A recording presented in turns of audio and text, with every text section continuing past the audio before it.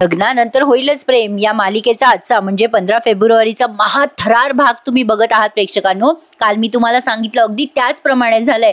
जीवा नंदिनीला वाचवायला तिथे आलाय, म्हणजे ऍक्च्युली अचानक त्याची आणि त्या गाडीची टक्कर होते आणि हे जे पाहुणे आलेत ते कोण आहेत हे तुम्हाला सांगते। पण या पाहुण्यांनी निर्णय दिलाय जर नवरी लग्नातून पळून गेली तर गावाच्या बाहेर जायचं नाही लग्न केल्याशिवाय। त्यामुळे आता नवरीची जागा तिची मधली बहीण घेईल, म्हणजे काव्याचा बळी गेलाय आणि जीवाचा सुद्धा। प्रेक्षकांनो, काव्या रडतीये। आता काय करेल काव्या? तिच्या बहिणीच्या जागी तिला बसायचंय पारशी लग्न करायला। हे बिचारे शहरातच यांनी लग्न लावलं असतं तर मोकळे झाले असते प्रेक्षकांनो। पण बघत राहा आजचा थरार, थोडासाही स्किप करू नका।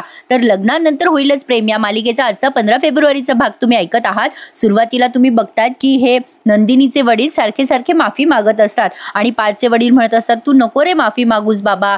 मग आता या पारची दुसरी आत्या आहे ना, ती मंजू आत्या, ती मुद्दाम नंदिनीचा व्हिडिओ पुन्हा लावते, त्यामुळे सगळेजण डिस्टर्ब होऊन जातात। आता त्या मंजू आत्याचा नवरा चिडतो ना, हे सगळेजण त्या आत्याकडेच बघत असतात की अशी काय करू लागली म्हणून। मग आता त्या आत्याचा नवरा चिडतो आणि तिला म्हणतो अगं ए बावळट आहेस का तू मंजू, डोकं ठिकाणावर आहे का? अगं सगळेजण टेन्शन मध्ये, तू व्हिडिओ काय लावलाय? आणि एक्झॅक्टली हा व्हिडिओ नंदिनीचा त्या दीपकने त्या सँडीला ऐकवलाय। तो सँडी म्हणतो अरे या मुलीने एवढं सगळं बोललं?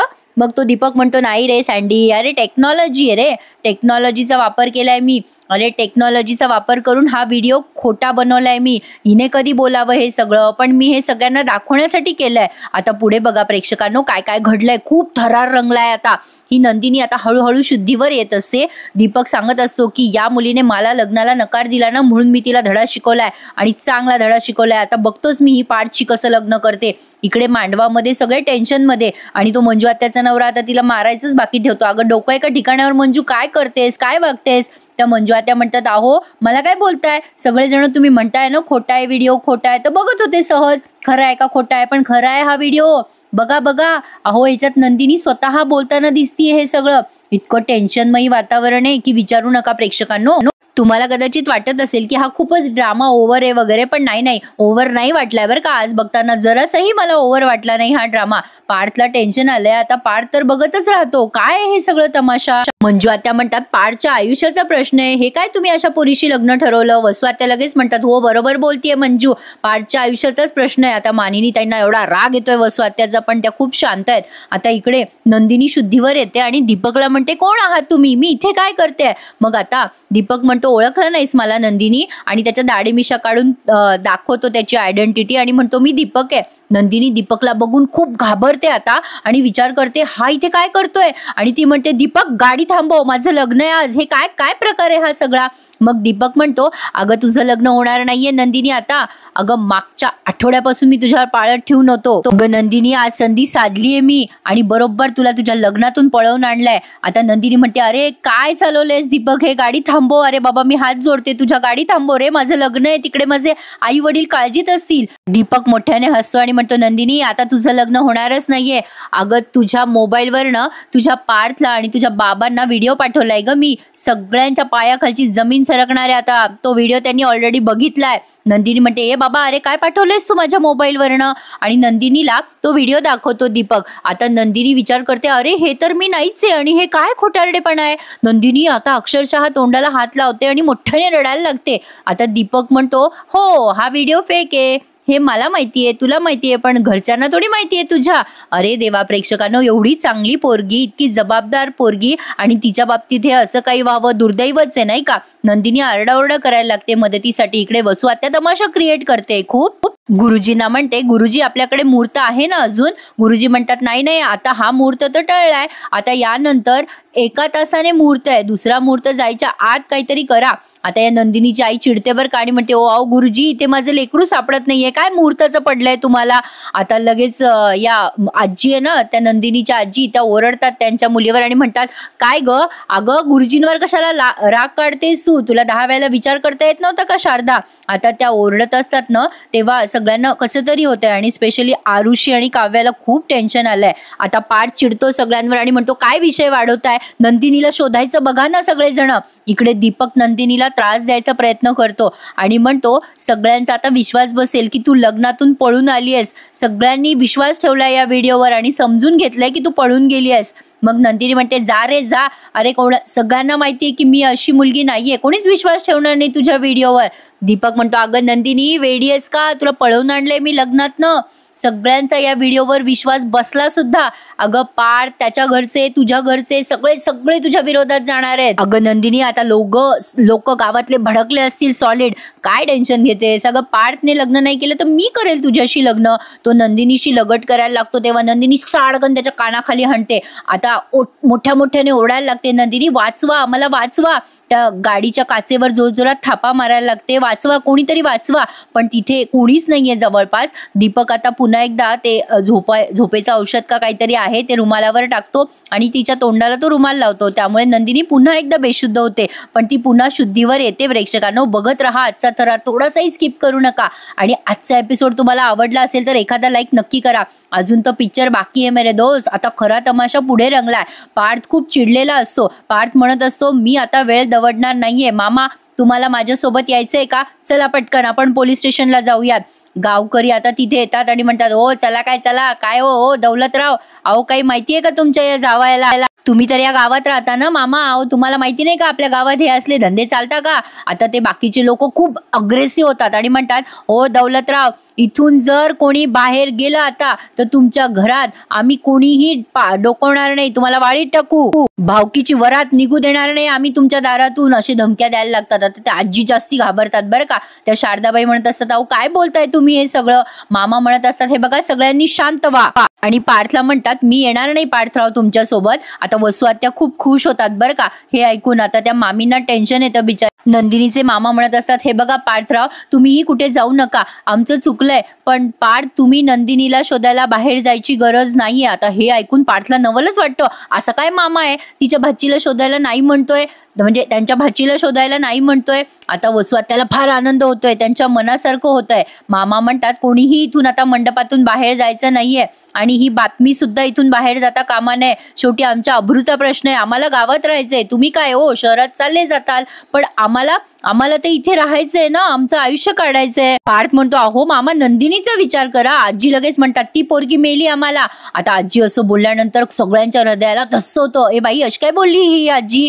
मग आता त्या पार्थच्या वडिलांना पण कसं तरी होतं. मानिनी ताई, नंदिनीचे वडील, आरुषी, काव्या सगळे आजीकडे बघतच राहतात. आजी म्हणतात ही बातमी या मंडपाच्या बाहेर जाता कामा नये. वसू आत्या म्हणतात अहो आजी लोकांना जे कळायचंय ते तर कळणारच आहे, तुम्ही एवढा विचार का करताय. पण काय रे बाबा विक्रम, आता काय करायचंय आपण. काय ड्रामा रंगवलाय वसू आत्याने प्रेक्षकांनो. वसू आत्या पुढे म्हणतात विक्रम जो काही विचार करशील तो काळजीपूर्वक कर, आपण गावात बरं का बाबा, शहरात नाहीये आपण, गावातले नियम वेगळे असतात बाबा.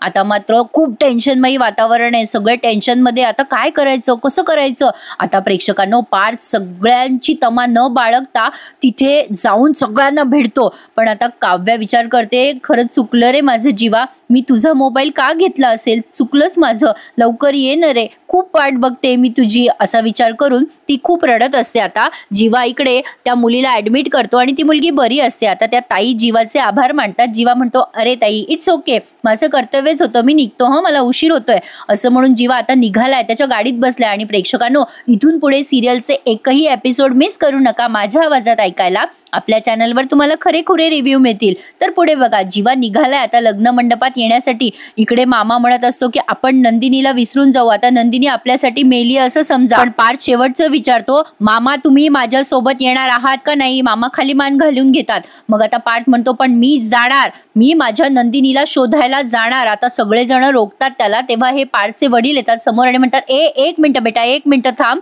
तू इतकं टेन्शन घेऊ नकोस, अरे आम्ही आहोत ना इथे सगळेजण. बेटा इथे जे काही घडतंय ना रे पार्थ, त्यामुळे आम्ही बिथरलोय, आम्ही समजू शकतो तुझ्या मनाची काय अवस्था आहे. अरे आम्हाला सगळी कल्पना आहे रे, तू किती स्वप्न बघितलीस तुझ्या लग्नाची आणि हे सगळं असं घडून बसलं रे पार्थ. तू ना हे बघ बेटा, इथे जे काही घडतंय ना त्या परंपरांचा ना तू स्वीकार कर. हे बघ बेटा आमचाही नंदिनीवर खूप विश्वास होता, पण आता लगेच पार्थ चिडतो आणि म्हणतो विश्वास होता म्हणजे बाबा नंदिनीवर विश्वास ठेवा. या व्हिडिओचं मला काही माहिती नाहीये, पण माझी नंदिनी असं कधीही वागणार नाही, मला नंदिनीवर पूर्ण विश्वास आहे बाबा. पार्थचे बाबा म्हणतात अरे तुझं सगळं खरं आहे, पण आता तुझ्या लग्नाचं काय करायचं आपण?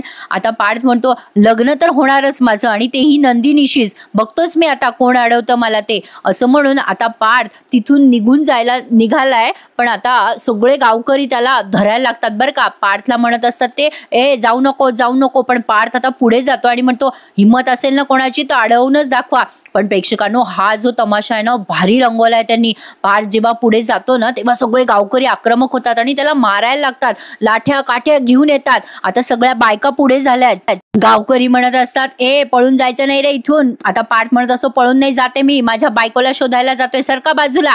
आता ते गावकरी म्हणतात आमच्या गावाची इज्जत आहे. पार्थ म्हणतो सरका बाजूला, मला माझ्या बायकोला शोधायचंय. आता त्यातला एक गावकरी म्हणतो अरे ती पोरगी शेण खायला गेलीये, तू चाललाय इथून पळून, आम्हाला माहितीये. पार्थ म्हणतो सरका बाजूला. एवढ्या जोरात मारामाऱ्या होतात प्रेक्षकांनो. पार्थ सगळ्यांशी भिडत असतो एकटा. गावकरी म्हणत असतात आमच्या इज्जतीचा प्रश्न आहे, गावाच्या इज्जतीचा प्रश्न आहे. पार्थ म्हणतो माझ्या लग्नाचा आणि तुमच्या इज्जतीचा काय संबंध आहे? वसू आत्या खूप खुश होत असतात हे सगळं बघून. गावकरी म्हणतात की ज्या दिवशी तू गावात पाय ठेवला त्याच दिवशी ठरलं की आमच्या नियमाप्रमाणे तुला लग्न करावं लागेल. आता हा पार्थ म्हणतो तुमचे नियम गेले धाब्यावर. आता मामा म्हणत असतो थांबा पार्थराव थांबा, अहो जाऊ नका. पार्थ म्हणतो मामा तुम्हाला काहीच वाटत नाही? अहो तुमची भाची सापडत नाही, अहो मला पोलीस स्टेशनला जाऊ द्या. आता गावकरी पार्थला अडवतात बरं का. आता सगळे लोटालाटी करतायत, खूप डेंजर सिच्युएशन आहे एकदम प्रेक्षकांनो.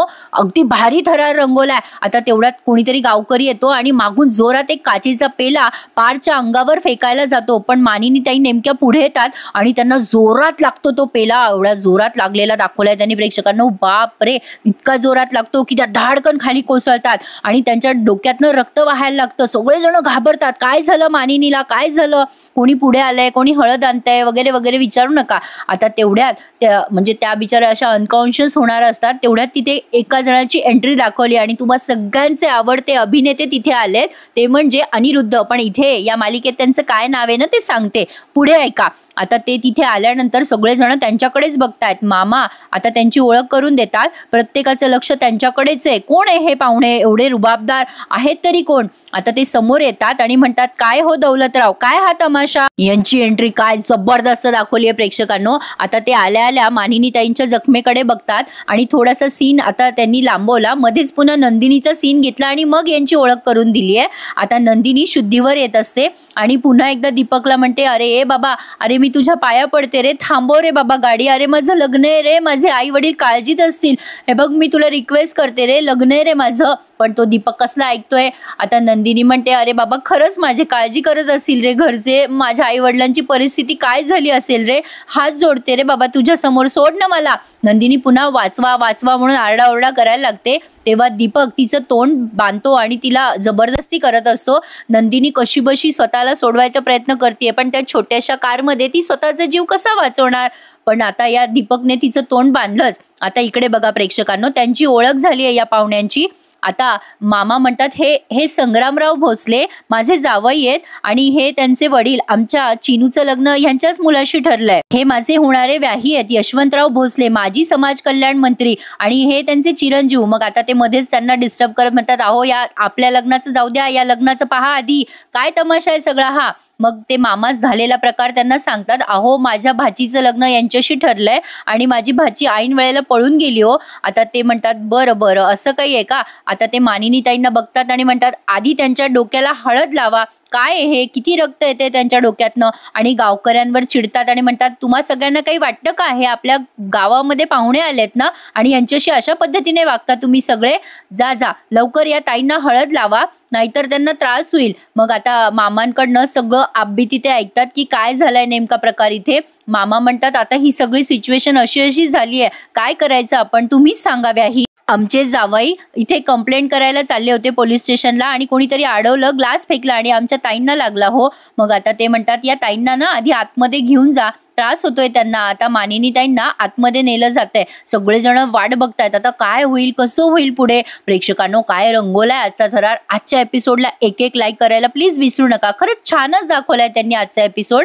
आता ते म्हणतात की चला दौलतराव आपण आतमध्ये जाऊ आणि बोलूयात या प्रकरणावर. आता सगळेजण पांगलेत बरं का, आता सगळे खोलीत गेलेत बोलायसाठी म्हणून आणि ते तिथे उभे आहेत समोर ते भोसले साहेब. आता काय निर्णय घेतला जाईल, कसा निर्णय घेतला जाईल, एक्साइटेड आहात ना तुम्ही प्रेक्षकांनो, बघत राहा. लग्नानंतर होईलच प्रेम या मालिकेचा पुढचा भाग आता पुढे बघा. म्हणजे इथे त्यांनी हा एपिसोड संपवलाय. आता हे सगळे एका खोलीत जातात. आता हे जे भोसले साहेब आलेत ना, आता ते त्यांच्याशी बोलतील. मग आता इथे नंदिनी म्हणजे जीवाला आवाज देते. तिला जीवा दिसतो रस्त्यामध्ये. जीवाची गाडी आणि त्या दीपकची गाडी एकमेकांना क्रॉस होते. जीवा आता खाली उतरतो. त्याला जरा संशयास्पद वाटतं की हा माणूस एवढ्या जोरात गाडी का चालवतोय. नंदिनी जोरजोरात ओरडायला लागते, जीवा जीवा. आणि आता जीवा त्या गाडीच्या समोर आला. तर ऑफकोर्स त्याला शंका येणारच की आतमध्ये कोणीतरी आहे आणि तो नंदिनीचा प्राण नक्की वाचवणार प्रेक्षकांनो. आणि इकडे हे भोसले साहेब सांगतात, हे बघ बेटा, आता तुझी मोठी बहीण पळून गेली आहे. तुम्हाला आता तुमच्या मोठ्या बहिणीची जागा मधल्या मुलीला द्यावी लागेल. ते काव्याला म्हणतात की तू तुझ्या बहिणीच्या जागेवर उभी राहा. बाप रे, हे ऐकल्यावर काव्याच्या पायाखालची जमीन सरकली आहे प्रेक्षकांनो. काय जबरदस्त दाखवलाय भाग. खूपच मस्त, खूपच मस्त. उद्या भेटूयात याच वेळेला. तोपर्यंत चॅनल सबस्क्राईब करून ठेवा. बरेच प्रेक्षक अजूनही चॅनलला सबस्क्राईब करत नाही आहात. तर प्रेक्षकांनो प्लीज चॅनलला सबस्क्राईब करा आणि आजचा भाग कसा वाटला मला नक्की कमेंट करून कळवा. तुमच्या कमेंटची मी वाट बघेल. भेटूयात उद्या. तोपर्यंत धन्यवाद.